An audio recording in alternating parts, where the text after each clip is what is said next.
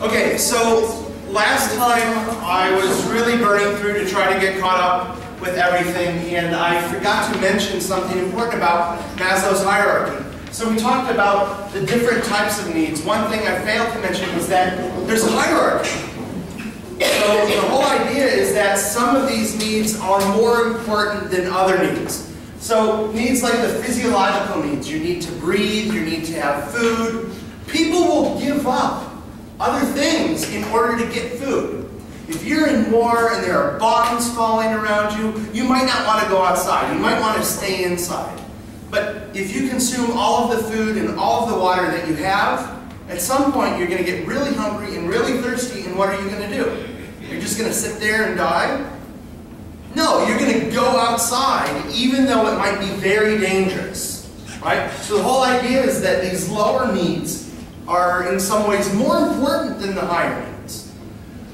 Alright, so talked about how killing individuals in different situations might be considered murder in one situation but not in another. Alright, so moral dilemmas.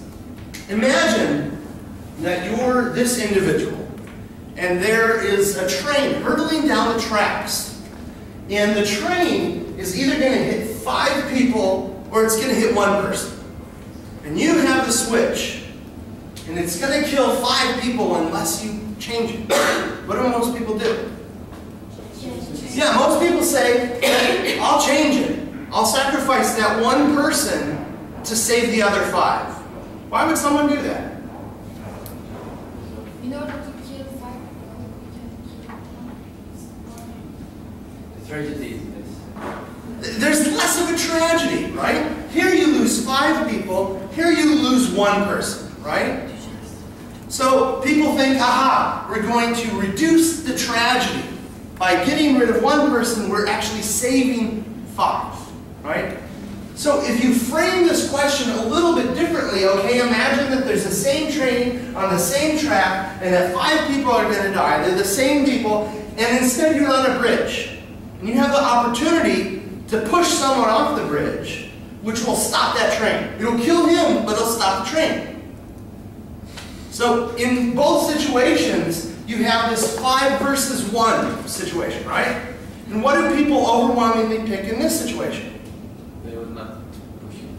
They won't push the guy. So here they say, okay, sorry buddy, you're dead. But here they say, sorry all you guys, you're dead. Why?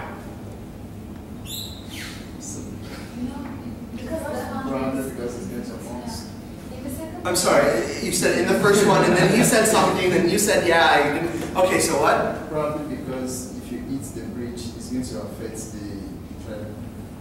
It's going to affect the person driver. If you push him off the bridge, it's going to affect whom? It is possible the bridge affects these people. The 5 people. Well, I mean, if he doesn't get pushed off, they're going to die. But if he gets pushed off, you don't have to have a bridge. You could have 2 people standing right there next to one another. I don't think the bridge is the important part. What were you saying, Michelle? This in the second one, the one on the bridge is not in danger, but the boat side is in danger, so he can make a choice. But here, there is already a safe one. Why he should push? Yeah. So here, he's not really in danger, but this guy is in danger. But if you've got it set up right now where the train is going to hit this one, he's not in danger. He's not in danger, right? So they're both sort of in equal danger. Unfortunately, one's tied down to the train tracks and another one's standing over the bridge. Maybe because like in the first case, he's tied and everything, the guy just has to do the switch. So in the first case, all you have to do is just flip a switch. Yeah, but in the second case, he's pushing him, like he's killing him.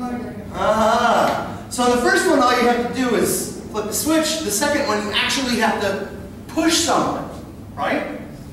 Interesting. So there's this idea that there are several things going on when people make a judgment about morality. One is a sort of utilitarian morality.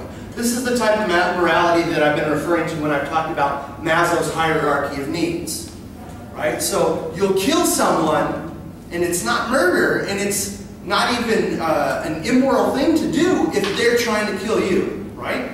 This is very utilitarian. So what this is interested in is providing the most benefit. If anyone has studied economics, you've talked about utility, right? So this is a utilitarian morality.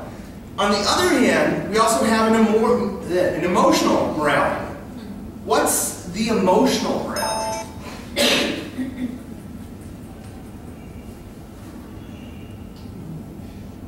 So it's not about providing the most benefit. Yeah, it's all about your feelings. And importantly, the emotional part of morality is often stronger than the utilitarian part. So in these situations, you have the same utility. You can either kill 5 people or have 5 people die, or sacrifice one person to save the other 5, right? So the utility is exactly the same in both, but there's different emotions in one as opposed to another, right? So in one, I would argue a big part of this has to do with flipping the switch as opposed to actively pushing someone, right? This is an interesting sort of moral dilemma in terms of modern warfare. Because in modern warfare, often you don't have to be face to face to kill someone. You can be thousands of miles away and press a button and have someone die. Right? This sort of removes this stronger emotional component. Very interesting. Okay, so oxytocin is this molecule that has been referred to as a moral molecule, and it's secreted during positive situations. When babies breastfeed, both the baby and the mother release oxytocin, and this is thought to lead to stronger mother-infant bonding. It's also secreted during couples during orgasm, which is thought to increase bonding. Now think about mothers and children, and husbands and wives in long-term couples. There's a lot of trust involved, right? The children trust the parents. The parents hopefully can trust the children too. Partners should be able to trust one another, right? Interestingly, this oxytocin is linked with trust. It's linked with generosity. It's linked with memory in specific types of situations where you're learning about social occurrences. So oxytocin has been pointed to as one of these things that help to lead to the emotional output that we feel during some of the moral judgments. Okay, so evil.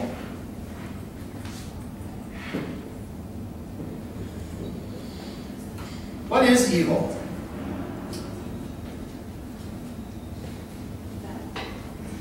Bad. Something that goes against our perception of good. Something that goes against our perception of good. So if you look at Wikipedia, it's violations of some moral code. As we talked about yesterday, morals relates to what is good and what's bad. So it's a violation of the good. It's something that's bad. Google says it's something profoundly immoral. Again, we have a reference to morality. And malevolent, which means that it produces harm. So today we're going to take a look at some evil science and actually how evil the average person can be. Now when I say evil, I'm not trying to say that there's this absolute morality. What I am trying to say is that generally when people talk about things that are evil and not evil, that some of these things would generally be considered to fall under the evil category. So, ethical scientists, what types of things do they want to do? Remember when we talked about the goals of science? What are the goals of scientists? Promote humanity's conditions. Yeah, and we said that this promotion of humanity's conditions, we said that's improvement. So one of the goals of psychology and science is to improve things, right? What are some others? To give benefit to the biggest group of people. Benefit to the biggest group, so that's also with improvement. They do experiment. To do what? Experiment. Right, but why do you do an experiment? To Prove prevent. something. Not to prove. Remember, I don't like that word prove. Observe. We want to observe things. We want to describe things, right? You guys remember the describe, explain, predict, control, and improve? So the question is, how do we do these things? If some things are good or moral, How can we do these things in a moral way? Remember last class I said there's this distinction between morals and ethics, and whereas morals are the ideas of what's right and what's wrong, the ethics is how you apply these morals to your everyday life. So, how do we do these things ethically? What type of considerations do we need to make? It doesn't harm people. It doesn't harm people? You said it doesn't harm anybody. We'll talk a little bit more about that in a minute. But so this idea of not harming people. Isn't anybody like equals people, or anybody that can also include animals? Some people would include animals in that, but when I said to anybody, there are some things that in order to study, you have to harm people or animals. So when you have to harm people or animals, whom do you harm? Or who do you harm? You harm abnormal people, so you get prisoners. You say, aha, we need someone to hurt to do this experiment. They use prisoners. They do use prisoners. So let's go get some prisoners and let's do our experiments on them, right? Or abuse children, more like the people should be volunteering. That's the normal children. We should get volunteers. So some people would say, okay, let's use the people that we as society don't value very much. And they have done this over the course of science. They've used prisoners, they've used orphans, they've used minority populations. The Nazis did a lot of experiments on Jews, on gays, other people as well. But you say volunteer. We need volunteers. What else? We should be honest with how we treat our volunteers. There's some overlying ideas that sort of shape how we reach our goals. One of these ideas is beneficence, which we'll talk about in a minute, justice, and also respect for participants, dignity, autonomy, and non-maleficence. Okay, so to determine whether a study is evil, we should examine the study in light of these ethics. So beneficence. Can anyone tell me what this is? It wasn't in the study guide, but you might be able to guess given the name. It's beneficial, it's good. It's producing some good. Yeah, that's exactly right. Does the study produce some benefit? Do we have a benefit to health? Do we get a benefit to safety? Maybe we don't have to have something applied like this. It could be strictly theoretical. We get a benefit to knowledge overall. We understand things better. Justice. What's justice?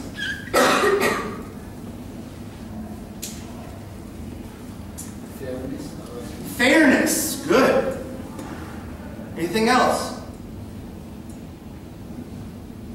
Equality. How do you make equality, fairness? How do you make a study fair?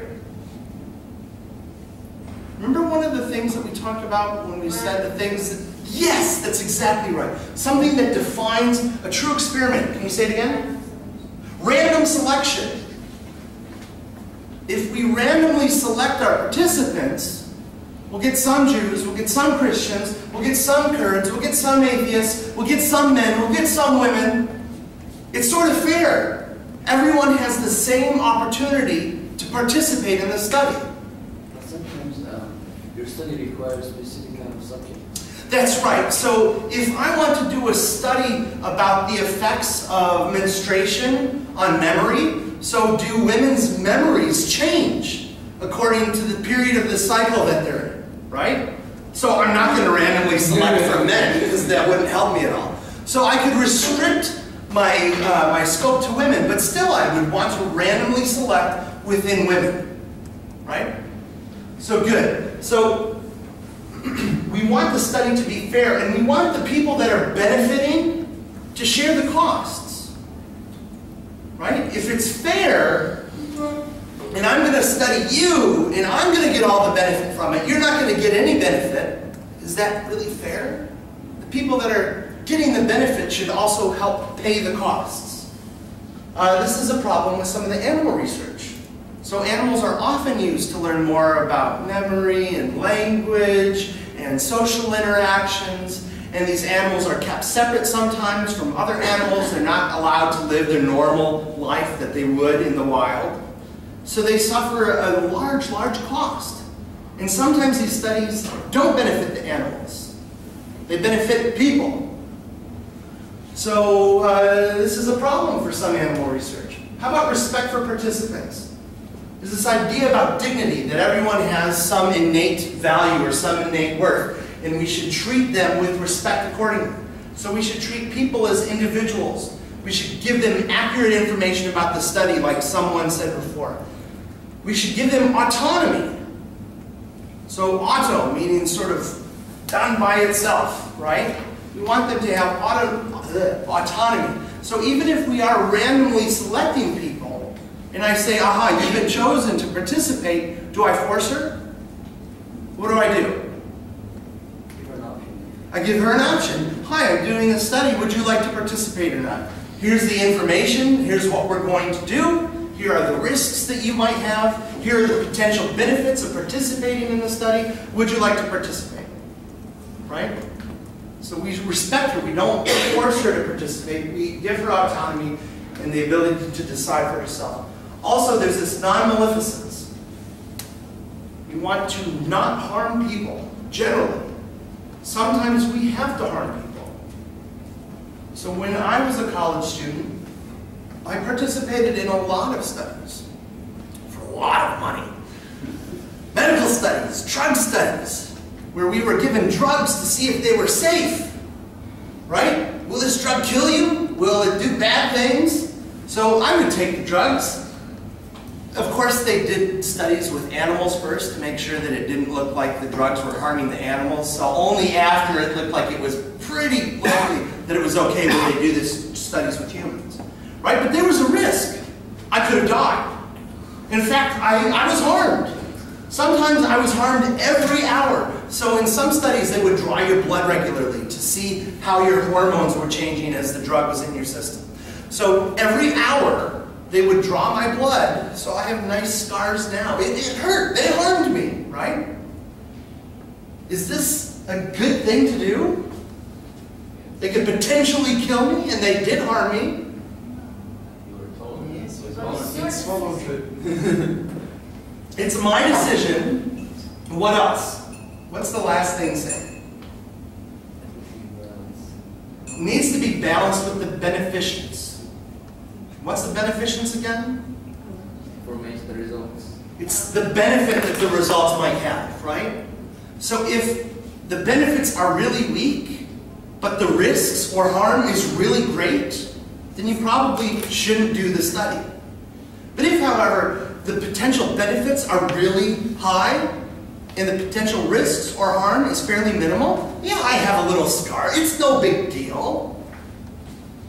Right? So the benefits were potentially high. Identifying new drugs that could be treating, different types of problems. And by participating, I was able, not I, but the scientists were able to demonstrate through me and through lots of other people that these things are safe. So huge benefits and relatively small risks. Yeah?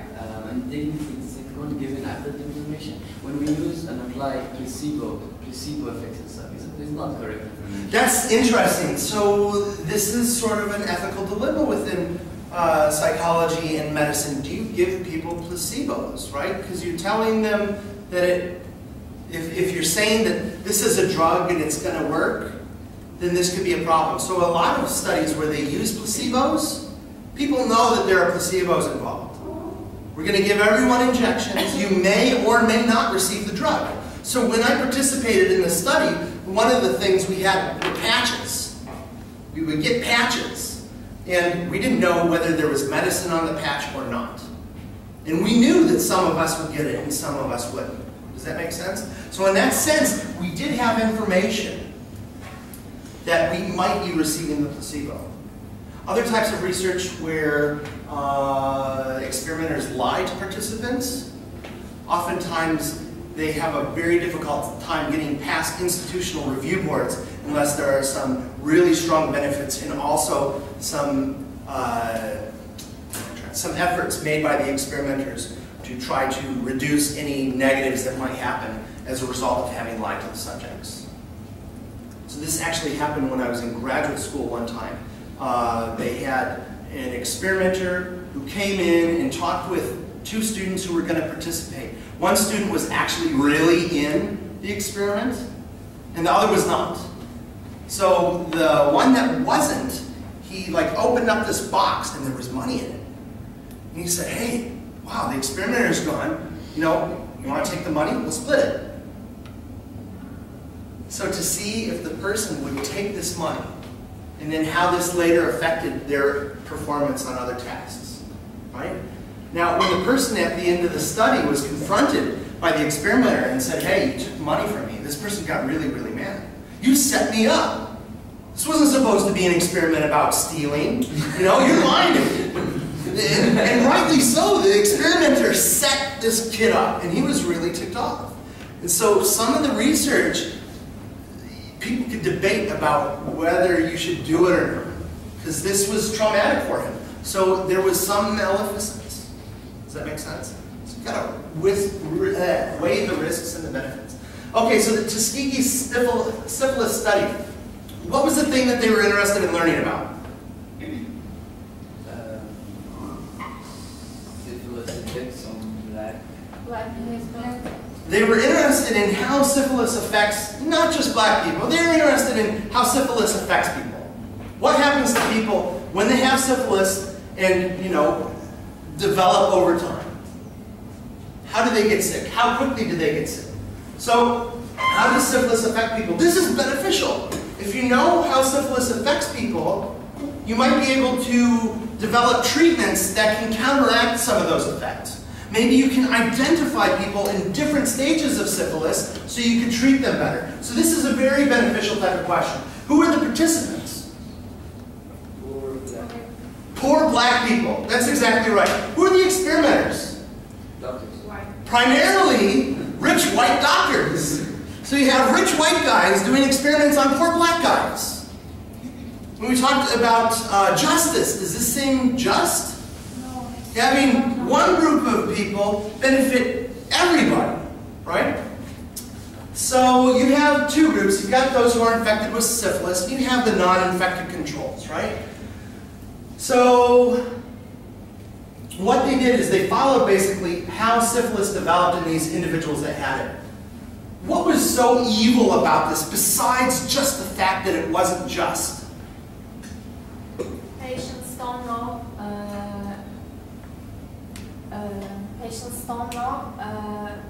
What's treatment, and they don't recognize they are in a treatment. They don't recognize that they're in a what? Treatment. Yes, treatment. Yeah. I think there was like some kind of medicine out and they were not giving them this medicine. Yeah, so one thing is some of them weren't told that they had syphilis, so they're just told sort of vague things, like you have bad blood. And at some point they developed a treatment for this. And the treatment was basically a complete cure.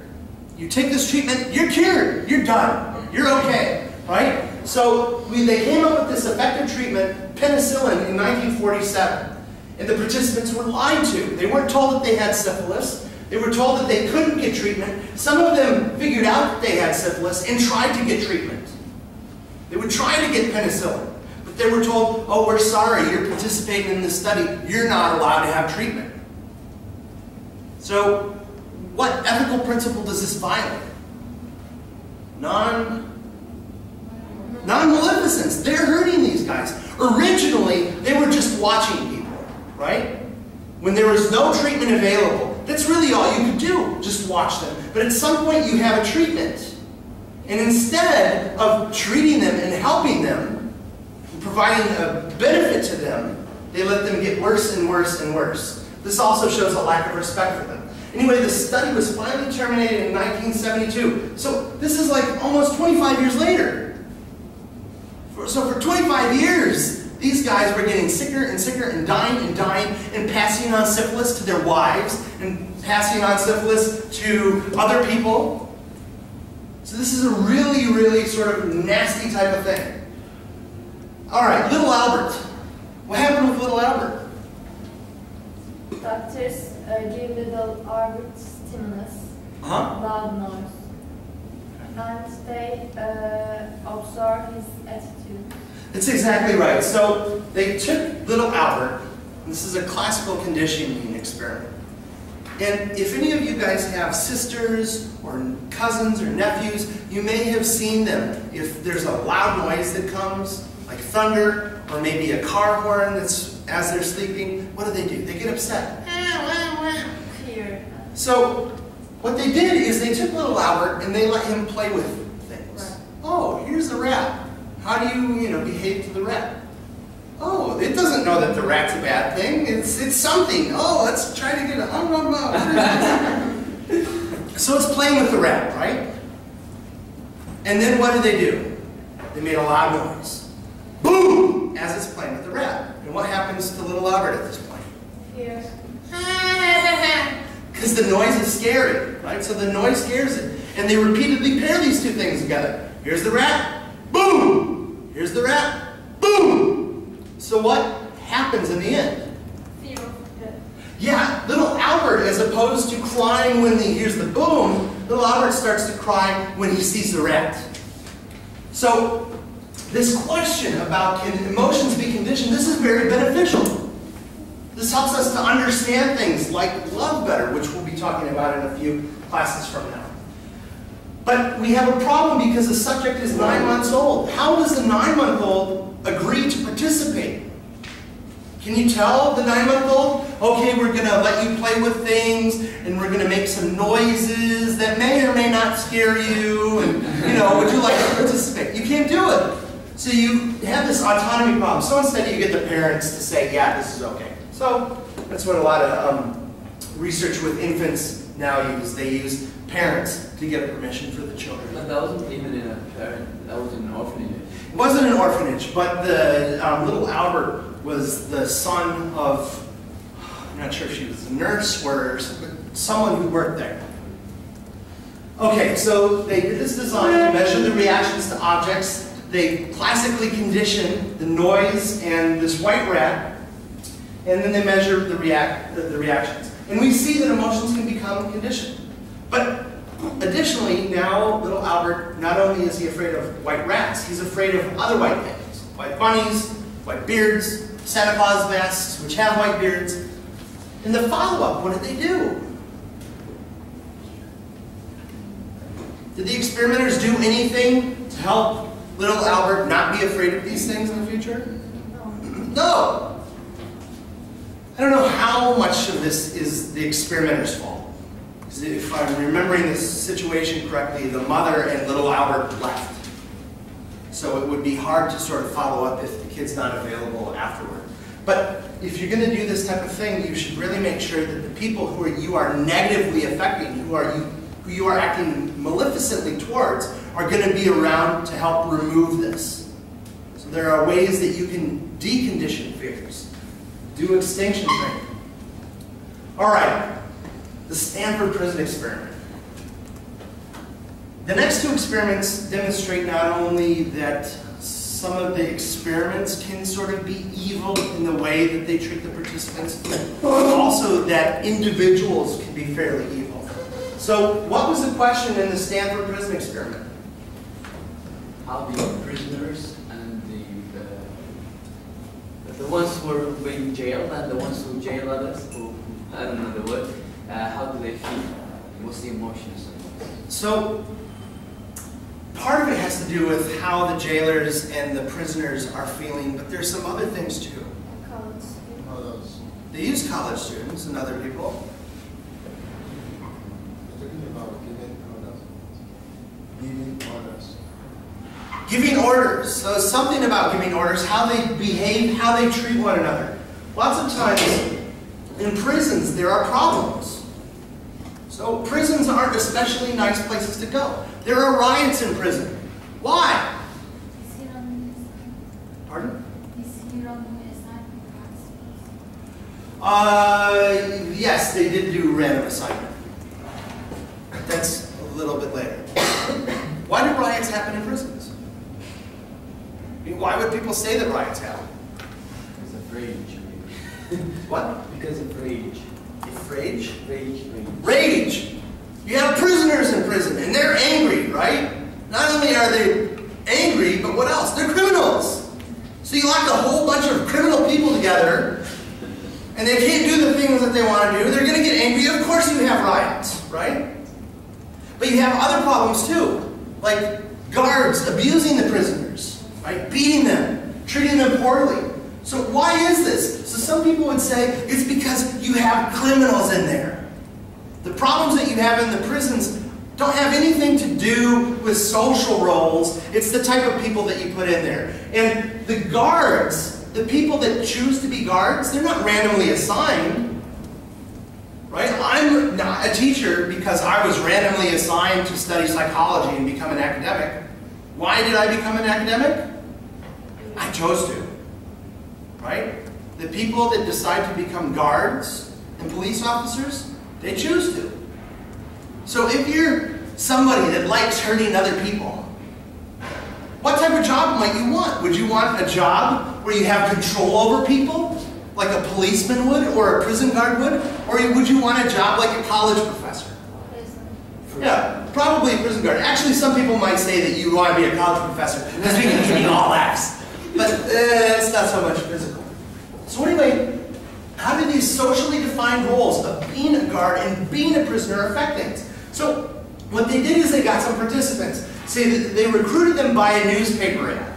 So then people responded to this ad that they would like to play this prison game where they could be a prisoner or be a guard and they would get paid for it. And they brought these people in. And they gave them a bunch of tests. One, they wanted to see if people had suffered from any type of mental illness. Why would you want to do this if you're doing this experiment? To avoid compounding. Yeah, so it's possible that the people who choose to become guards and do things, choose to be criminals, there's something mentally wrong with them, right? So if we want to see if there's something about just being called a prisoner and being called a guard that has to do with the way that things develop in prison, you want to make sure that everyone is mentally healthy, right? So if you have a mental illness, sorry, you can't participate. They also screen for drug use. They don't want anyone who's using drugs. They look for psychopathic personality tests, and only the people who are mentally fit and not using drugs were allowed to participate. This is really important. This means that the people who are participating in this are average people. They're average, healthy, normal individuals. Does that make sense? So you take this group of average, healthy individuals and you randomly assign them. Okay, you're going to be a prisoner, flip a coin. You're going to be a guard. You're going to be a guard. You're going to be a prisoner, and so on, right? So we randomly assign them, and we give them some responsibilities for the guards. We tell them that, look, this is your prison. You need to establish order. You can basically come up with any rules that you want to in order to maintain control over the prisoners. But you can't be violent with them. You can't hit them. Does that make sense? Now, one potential outcome is that you would have a utopian prison. This is a prison in Norway where the prisoners are treated very, very well. Very, very well. And some people would disagree with this. No, they should be punished. Other people would say this is a good idea. But anyway, forget about that. So you have these people, and they know, well, by the luck of the draw, I'm a guard. By the luck of the draw, he's a prisoner. He's just like me.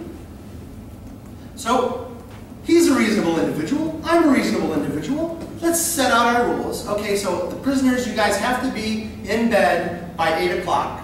You have to be up by 6 o'clock. But other than that, you're free to do what you want. Right?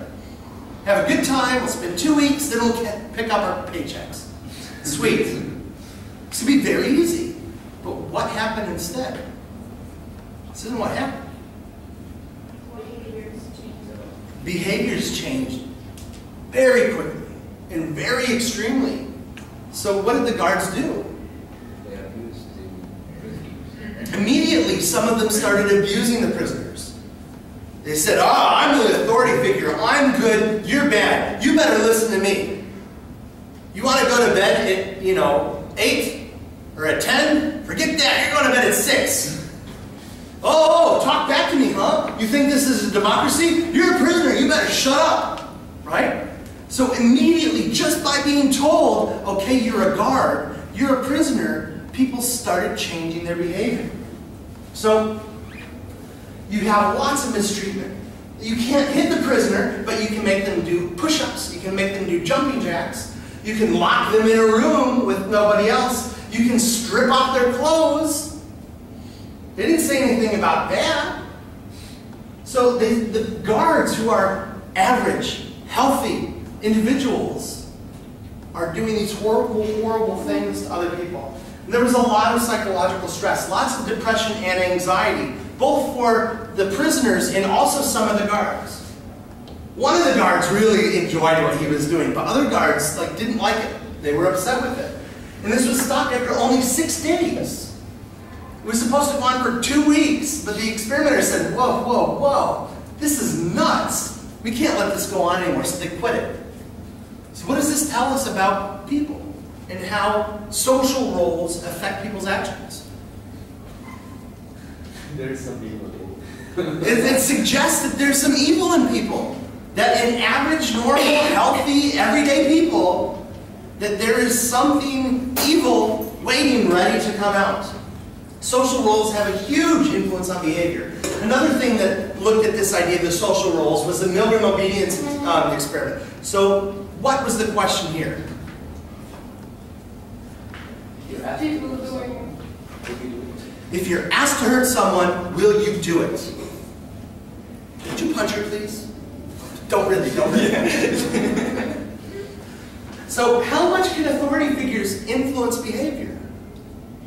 So you have things like World War II, and lots of other things too. I mean, there's genocide in, basically everywhere. And people, they like to think that I wouldn't do that, right? I don't know what's wrong with them. I wouldn't do that. If I had my neighbors being pulled out of their homes and shot, I would help them. I would stand up for what's right. So the question is, if you were given a gun and told to shoot her, would you do it? Most people would say absolutely not. Nope, wouldn't do it. So based on this, it looks like a lot of people would. So we get participants. Again, we recruit them from a newspaper. And we say that we want to investigate memory. We want to see how different types of punishment and reinforcement affect learning. Right? If you think about operant conditioning, if you receive a reinforcement for getting the right answer, then you should work harder, right? You should start making more right answers. So if you get punished for making a wrong answer, what should happen? You should start making fewer wrong answers, right? So it seems like a reasonable question. So we get people and we tell them they're going to participate in a study on memory, and then we have accomplices. So just like the situation in my graduate school, where there was one real participant and the other person was a setup. So we have 2 experimenters.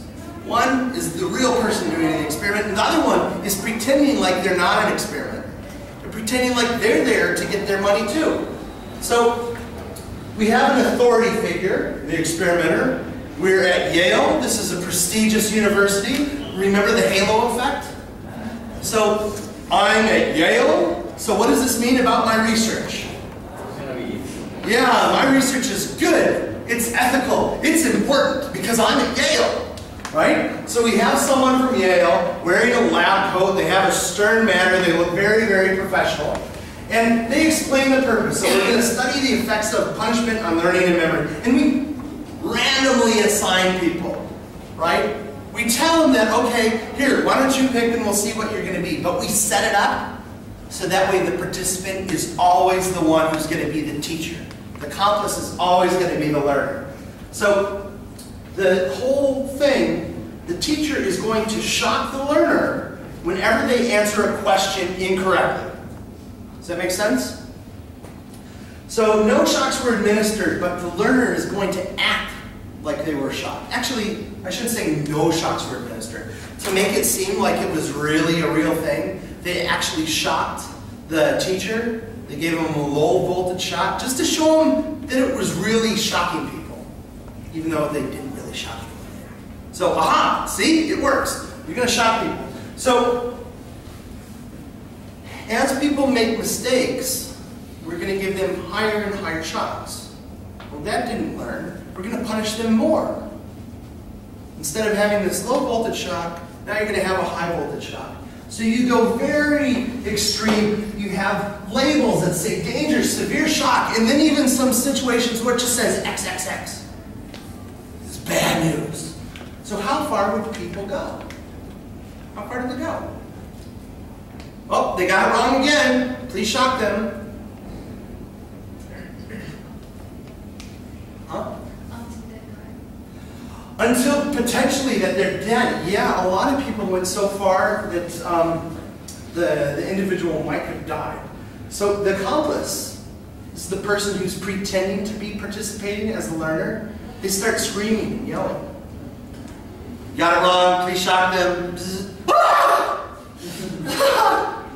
Please stop! I don't want to participate anymore. I don't want to do it, just let me stop. Answer the question. Shock them, they didn't answer. Beep! Right, so the person starts freaking out. And the real participants, they start showing signs of stress. Why? Because they think that they're hurting someone else. And the people that are getting hurt, they're not going like the silly instructors. They're professional actors who sound like they're actually being injured, right? So the authority figure tells the people to continue. 90% of them do.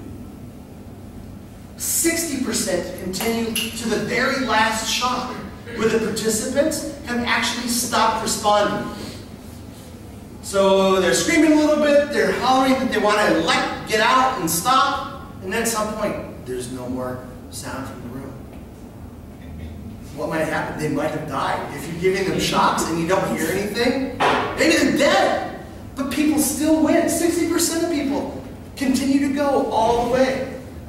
Despite feeling agitation, despite signs of stress, despite asking the experimenter to quit. Can I please stop? No, this is an important research study at Yale. Please continue. They did it. So authority figures have a huge influence on behavior. So why do people act so evilly? These things at Abu Ghraib just a few years ago.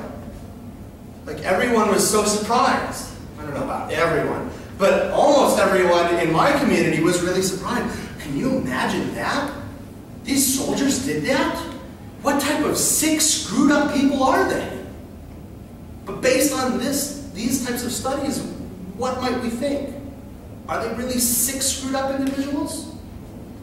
Or are they just normal people being asked to perform a particular social role and being given orders by authority figures to do things that most of us would say we wouldn't do, but we end up doing anyway in experiments?